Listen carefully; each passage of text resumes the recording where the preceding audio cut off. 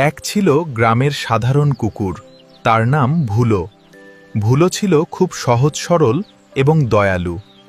ঘেউ ঘেউ, আজকের দিনটা কি চমৎকার! সূর্যটা কি সুন্দর উঠেছে। হঠাৎ জঙ্গল থেকে বেরিয়ে এলো এক সুন্দরী এবং পণ্ডিত শিয়ালনী। তার নাম শিয়ালি। নমস্কার কুকুর ভাই, তোমার গান শুনে মনটা ভরে গেল। তুমি তো খুব সুন্দর গাও। ওহ, ধন্যবাদ শিয়ালি দিদি, কিন্তু আপনি তো অনেক জ্ঞানী, আমি জানি। তো আপনি এখানে কেন? আর তোমার সঙ্গী সাথীরা কোথায়?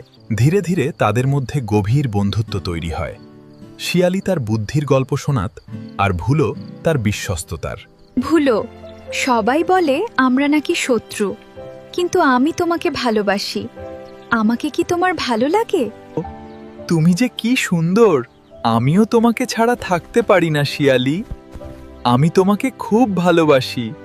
বনের পশু আর গ্রামের কুকুরদের আপত্তি সত্ত্বেও তারা ঘর বাঁধার স্বপ্ন দেখতে শুরু করে। আমরা একসাথেই থাকব, কে কি বলল তাতে আমাদের কিছু যায় আসে না। এবং তারা দুজনে একসাথে থাকতে শুরু করলো।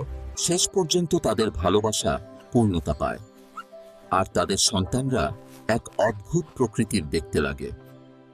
নীতিবাক্য: তাদের বাচ্চা হবে আধা শিয়াল আধা কুকুর।